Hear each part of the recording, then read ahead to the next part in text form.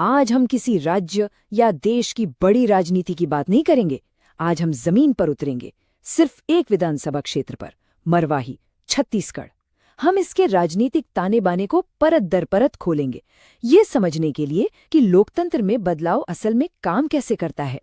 ये सिर्फ आंकड़ों का खेल नहीं है, ये जमीन की हकीकत, लोगों की उम्मीदों और एक सोची समझी रणनीति की कहानी है। चलिए इस विश्लेषण में और गहराई से उतरते हैं। मरवाही को समझना है तो पहले उसकी मिट्टी को, उसके लोगों को समझना होगा। ये छत्तीसगढ़ का एक आदिवासी बहुल इलाका है जिसकी अपनी एक अलग पहचान, अपनी एक विरासत है। यहाँ की हवा में परंपरा की महक तो है, लेकिन साथ ही विकास की कुछ अधूरी ज़रूरतों का एहसास भी है। देखिए, कोई भी राजनीतिक विश्लेषण हमेशा उस इंसानी पहलू से शुरू होना चाहिए जिसके लिए ये पूरी व्यवस्था बनी है। तो मरवाही की कहानी असल में यहाँ के लोगों की कहानी है। मरवाही की राजनीतिक पहचान इसकी सामाजिक बनावट में छुपी है। जैसा कि हम देख सकते हैं, ये एक अनुसूचित जनजाति यानी एसटी आरक्षित सीट है। इसका सीधा सा मतलब ये है कि यहाँ का नेतृत्व यहाँ की आदिवासी जड़ों से ही जुड़ा होना चाहिए। ये सिर्फ एक नियम नहीं है, ये इस क्षेत्र की पहचान और इसके राजनीतिक महत्व को दिखाता है। इसीलिए छत्तीसगढ़ की राजनीति में मरवाही का एक खास वजन है। राजनीति हमेशा लोगों की रोजमर्रा की जिंदगी से जुड़ी होती है। तो मरवाही के लोगों की असल चिंताएं क्या हैं? ये वो समस्याएं हैं जिनसे लोग हर रोज जूझते हैं।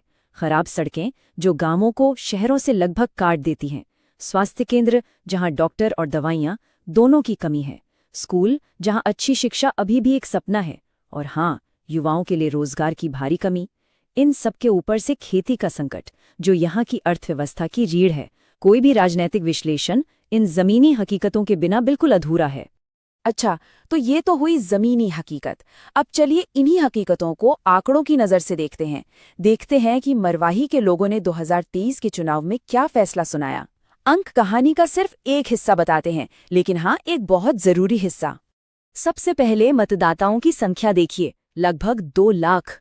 ये सिर्फ एक नंबर नहीं है, ये 2 लाख उम्मीदें हैं, 2 लाख आवाजें हैं जो एक मजबूत लोकतंत्र की निशानी है। ये पैमाना हमें बताता है कि यहाँ की राजनीति कितने लोगों की जिंदगी पर सीधा असर डालती है। और ये आंकड़ा देखिए, 77%।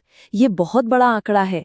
ये बताता है कि मरवाही के लोग अपने लोकतांत्रिक अधिकार को लेकर कितने जागरूक और सक्रिय हैं। इतनी बड़ी संख्या में लोगों का वोट डालने के लिए घर से निकलना, ये व्यवस्था में उनके विश्वास और बदलाव की उनकी इच्छा दोनों को दिखाता है। और जीत का अंतर 12,739 वोट। ये सिर्फ एक संख्या नहीं है, ये एक चुनौती है। चुनावी राजनीति में यही वो फासला है जिसे पाटना किसी भी विपक्षी दल के लिए जरूरी होता है। ये संख्या हमें बताती है कि लड़ाई कितनी करीबी थी और भविष्य की रणनीति के लिए शुरुआती बिंदु क्या होना चाहिए। 2023 की पूरी कहानी इस एक चार्ट में छुपी है। जरा देखिए कि वोट 3 मुख्य हिस्सों में कैसे बटा है। बीजेपी को मिले करीब 33% वोट और वो जीत गए। लेकिन असली खेल यहाँ है। अगर आप कांग्रेस और जेसीजे का वोट शेयर मिला दें तो ये लगभग 51% हो जाता है। मतलब साफ है, विपक्ष का वोट बटा और इसका सीधा फायदा बीजेपी को मिला। ये एक क्लासिक उदाहरण है कि कैसे वोटों का बिखराव चुनावी नतीजों को पूरी तरह से बदल सकता है।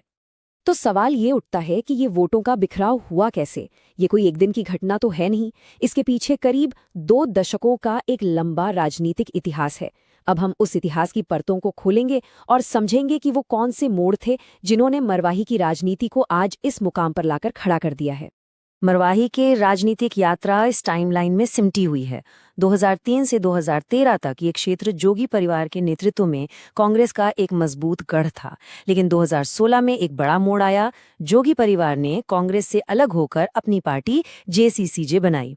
इसका नतीजा 2018 के चुनाव में साफ दिखा, जब अजीत जोगी ने लगभग 50% वोट लेकर एक तरफा जीत हासिल की और कांग्रेस महज 13% पर सिमट गई।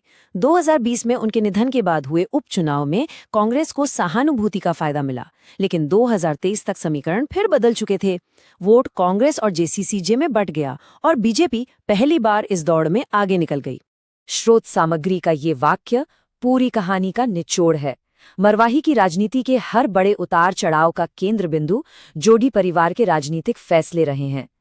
इस पूरे राजनीतिक सफर को देखते हुए हमें एक बात याद रखनी चाहिए, हमारा संविधान हमें अभिव्यक्ति की स्वतंत्रता तो देता है, लेकिन साथ ही एक जिम्मेदारी भी देता है। एक स्वस्थ लोकतंत्र में संवाद हमेशा गरिमापूर्ण होना चाहिए, ताकि हर नागरिक बिना किसी भ्रम के एक सूचित फैसला ले सके। तो इस जटिल चुनावी चुनौती का जवाब क्या हो सकता है? इतिहास और आंकड़ों के विश्लेषण के बाद अब हम एक रणनीतिक ढांचे की ओर बढ़ते हैं। इसे चतुर्मुख सिद्धांत कहा गया है, जो इस बिखरे हुए विश्वास को फिर से बनाने और समर्थन जुटाने के लिए एक व्यवस्थित नजरिया पेश करता है। तो ये चतुर्मुख सिद्धांत है क्या? आसान शब्दों में कहें तो ये एक 4D यानी 4 आयामी रणनीति है। इसका मकसद सिर्फ चुनाव जीतना नहीं, बल्कि टूटे हुए भरोसे को एक व्यवस्थित तरीके से फिर से जोड़ना है। ये मानकर चलती है कि एक सफल राजनीतिक अभियान के 4 चेहरे होते हैं और चारों पर एक साथ काम करना जरूरी है। ये है वो 4 चेहरे। पहला है चुनावी, यानी प्रमुख वोटर समूहों तक पहुंचना। दूसरा संगठनात्मक, यानी बूथ स्तर पर पार्टी को फिर से मजबूत करना। तीसरा है नैरेटिव, यानी एक ऐसी कहानी, एक ऐसा संदेश गढ़ना जो लोगों की उम्मीदों से जुड़े, जैसे गरिमा के साथ विकास। और चौथा संसाधन, यानी उम्मीदवार की अपनी खासियतों का, जैसे डॉक्टर के ध्रुव के पेशे का सही इस्तेमाल करना। ये एक 360 डिग्री अप्रोच है। और इस रणनीति के केंद्र में उम्मीदवार खुद हैं, डॉक्टर के ध्रुव। उनकी सबसे बड़ी ताकत है उनकी आदिवासी पहचान, जिससे लोगों में एक भरोसा पैदा होता है। और एक डॉक्टर के तौर पर उनकी साफ सुथरी छवि, जो ईमानदारी का प्रतीक है। हो सकता है एक नए राजनेता के तौर पर कार्य उत्पादकता के पैमाने पर अनुभव की थोड़ी कमी हो, लेकिन उनकी पेशेवर पृष्ठभूमि एक ऐसा संसाधन है जिसका सही इस्तेमाल कर लोगों से गहरा जुड़ाव बनाया जा सकता है। एक अच्छी रणनीति कागज पर ही रह जाती है अगर उसे लागू करने का कोई ठोस प्लान ना हो। तो अब हम रणनीति से अमल की ओर बढ़ते हैं, एक समय सीमा के साथ। ये एक 90 दिवसीय एक्शन प्लान का खाका है। इस पूरे अभियान को 4 साफ हिस्सों में बांटा जा सकता है। पहले 30 दिन जमीन को समझने और संगठन को खड़ा करने के लिए। अगले 30 दिन लोगों तक पहुंचने और उन्हें अपने साथ जोड़ने के लिए। उसके बाद के लगभग 20 दिन अपनी बात को मजबूती से रखने और वोट के लिए मनाने के लिए। और आखिरी हफ्ता सिर्फ एक काम के लिए, ये सुनिश्चित करना कि आपका समर्थक वोट डालने जरूर जाए। हर चरण का एक स्पष्ट लक्ष्य है जो रणनीति को हकीकत में बदलता है। अब हम इस विश्लेषण के अंश की ओर बढ़ रहे हैं। चुनावी रणनीति और आंकड़ों से आगे बढ़कर हमें ये याद रखना होगा कि इन सब का आखिरी लक्ष्य क्या है। और जब हम रणनीति के तहत लोगों तक पहुंचने की बात करते हैं, तो उनकी निजता का सम्मान भी उतना ही जरूरी हो जाता है। भारत का डिजिटल पर्सनल डेटा प्रोटेक्शन कानून इसी विश्वास को मजबूत करता है कि कोई भी संवाद सहमति पर आधारित होना चाहिए, लोगों की गरिमा को हमेशा केंद्र में रखकर। ये इस पूरे विश्लेषण का सार है। अंतिम लक्ष्य, आपको वो पहली सूची याद है? खराब सड़कें, स्वास्थ्य सेवा की कमी, बेरोजगारी। इस डेटा ड्रिवन रणनीति का असली मकसद इन्हीं समस्याओं को हल करने से जोड़ना है।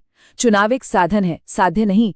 असली जीत तब है जब चुनावी इंजीनियरिंग बेहतर शासन यानी गुड गवर्नेंस में बदल जाए, जब हर आंकड़ा, हर रणनीति आम इंसान की जिंदगी में कोई सकारात्मक बदलाव लाए।